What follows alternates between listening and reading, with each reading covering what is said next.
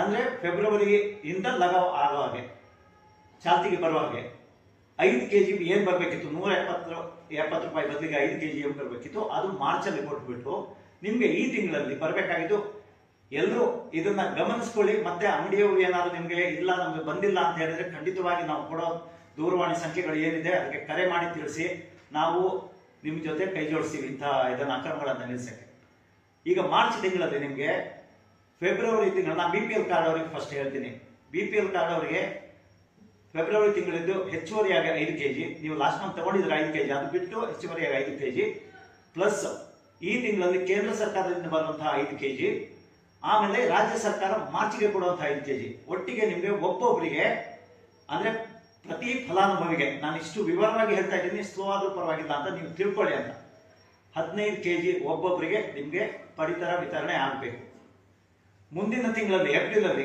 ಯಾಕಂದ್ರೆ ಈ ತಿಂಗಳಲ್ಲಿ ಫೆಬ್ರವರಿ ತಿಂಗಳಿಂದ 5 kg ಸೇರಿಸಿರೋದ್ರಿಂದ 15 kg ಬರುತ್ತೆ. ಆದರೆ ಮುಂದಿನ ತಿಂಗಳಲ್ಲಿ ಏಪ್ರಿಲಲ್ಲಿ ನಿಮಗೆ 10 kg ಒಬ್ಬೊಬ್ಬರಿಗೆ ಕೊಡಬೇಕು. ಅಂದ್ರೆ ರಾಜ್ಯದ 5 kg, ಕೇಂದ್ರದ 5 kg. ಇದು ಜ್ಞಾಪಕ ಇಟ್ಕೊಳ್ಳಿ.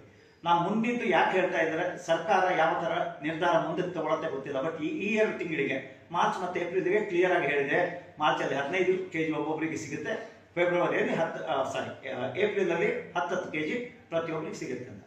ಅದೇ ರೀತಿಯಲ್ಲಿ ಅಂತ್ಯೋದಯ ಕಾರ್ಡ್, ಒಂದು BPL ಅಂದ್ರೆ PHH ಅಂತ ಹೇಳಿದ್ರೆ ಪ್ರೈಮರಿ ಹೌಸ್ ಹೋಲ್ಡ್ ಅಂತ ಅವರಿಗೆ ಹೇಳಿದೆ, BPL ಕಾರ್ಡ್ ಅಂತೀವಿ ನಾರ್ಮಲ್ ಆಗಿ.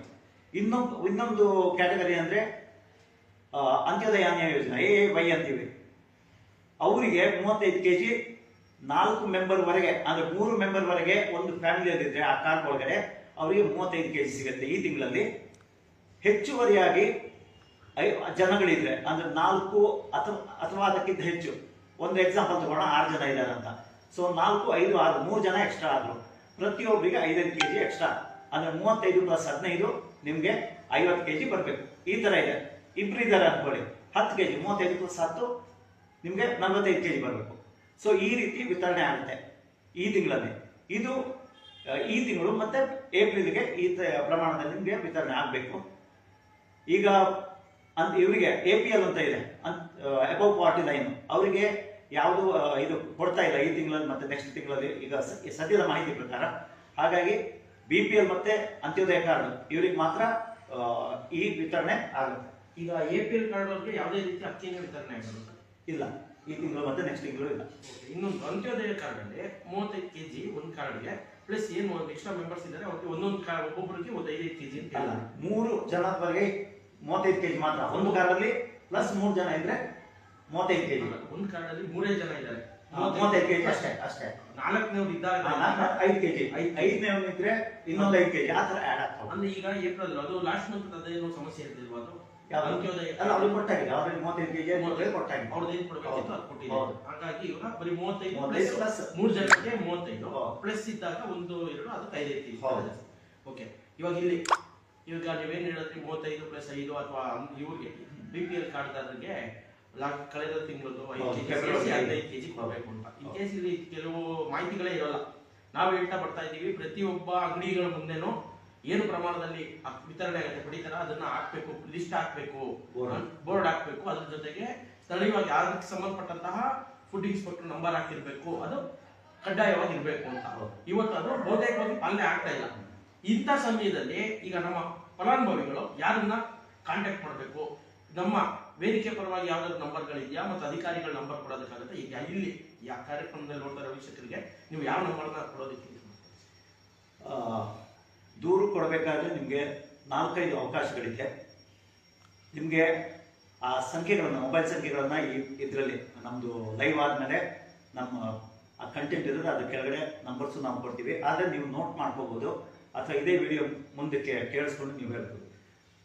ಒಂದು ಸರ್ಕಾರ ಕೊಟ್ಟಿರುವಂತಹ 1967 1967 ಇದು ಸರ್ಕಾರದ ಹೆಲ್ಪ್ಲೈನ್ ನಂಬರ್. ಇದಕ್ಕೆ 8, 9 ಕನೆಕ್ಷನ್ಸ್ ಇದೆ. ಆದರೆ ಇದು ಒಂದು ನಂಬರ್ ಇದ್ರೂ 9 ಪ್ಯಾರಲ್ ನೀವು ಕಾಲ್ ಮಾಡಿದ ತಕ್ಷಣ ಆ 9 ಜನ ಏನು ಕೂತಿರ್ತಾರೆ, ಯಾವುದು ಫ್ರೀ ಇರುತ್ತೆ ಅದಕ್ಕೆ ಹೋಗುತ್ತೆ. ಹಾಗಾಗಿ ಕಾಲ್ ವೆಯ್ಟಿಂಗ್ ಬರೋದಿಲ್ಲ. ಆದರೆ ನಾನು ಕಮಿಷನರ್ ಮುಂದೆ ಇದು ತೋರಿಸಿದ್ದೀನಿ, ನಿಮ್ಮ ಸಿಸ್ಟಮ್ ಹೇಗೆ ವರ್ಕ್ ಆಗ್ತಾ ಇದೆ ಅಂತ 1-2 ವರ್ಷ ಹಿಂದೆ. ಅವರು ಕೈಯಲ್ಲೇ ಫೋನ್ ಮಾಡಿಸ್ಬಿಟ್ಟು ಯಾರು ರೆಸ್ಪಾಂಡ್ ಮಾಡಲ್ಲ ಅಂತ ನಾನು ಪ್ರೂವ್ ಮಾಡಿ ತೋರಿಸಿದ್ದೀನಿ. ಬಟ್ ಇಲ್ಲಿ ನಿಮಗೆ ಒಂದು ಅವಕಾಶ ಇರೋದು 1967 ಕಾಲ್ ಮಾಡಿ ಯಾವ ಪಡಿತರ ಅಂಗಡಿ ಮತ್ತೆ ಅಲ್ಲಿ ಏನ್ ನಡೀತಾ ಇದೆ ಅದು ಸಮಗ್ರ ಮಾಹಿತಿ ಕೊಡಿ.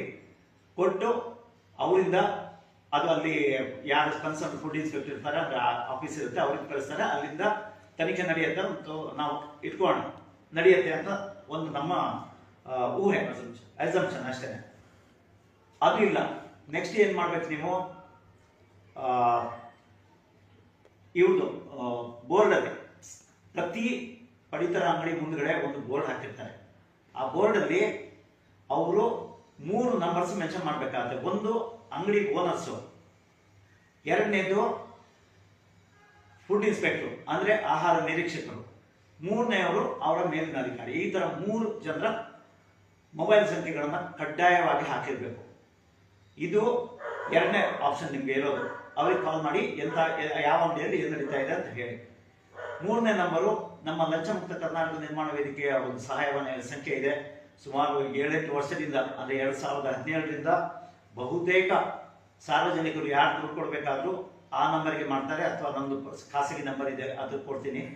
ನಮ್ಮ ವೇದಿಕೆ ಸಂಖ್ಯೆ 8884277730, ಅಂದ್ರೆ 8842477730, ಅಥವಾ ನಂದು ಖಾಸಗಿ ನಂಬರು 9945741975, 9945741975.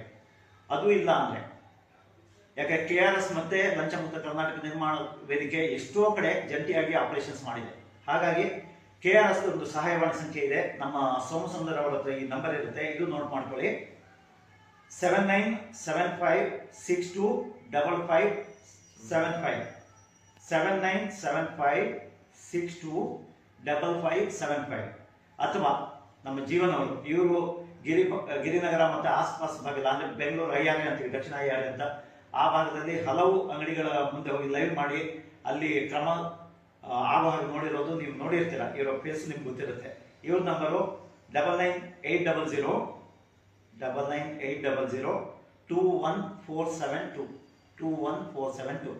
ಇದು ಯಾವ ಸಂಖ್ಯೆಗಾದ್ರೂ ನೀವು ಮಾಡ್ಬೋದು ಫೋನು. ಆದ್ರೆ ನಾನು ನಿಮ್ಗೆ ಎಲ್ರಿಗೂ ಹೇಳ್ತಾ ಇರೋದು ಏನಂದ್ರೆ, ಇದು ಸರ್ಕಾರದ ಜವಾಬ್ದಾರಿ.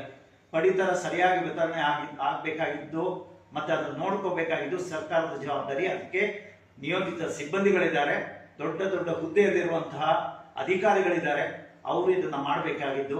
ಆದ್ರೆ ಅಲ್ಲಿ ವೈಫಲ್ಯತೆ ಬಹಳಷ್ಟು ಕಾಣಿಸ್ತಾ ಇರೋದ್ರಿಂದ ನಾವು ಲಂಚ ಮುಕ್ತ ಕರ್ನಾಟಕ ನಿರ್ಮಾಣ ವೇದಿಕೆ ಮತ್ತು KRS ಪಕ್ಷದವರು ಒಂಥರ ಇದು ಜಂಟಿ ಆಪರೇಷನ್ ಮಾಡ್ತಾ ಇದೀವಿ ಎಲ್ಲ ಕಡೆನೂ. ಹಾಗಾಗಿ ಅವರಿಗೆ ಫಸ್ಟ್ 1967ಗೆ ಮಾಡಿ ಕಾಲು.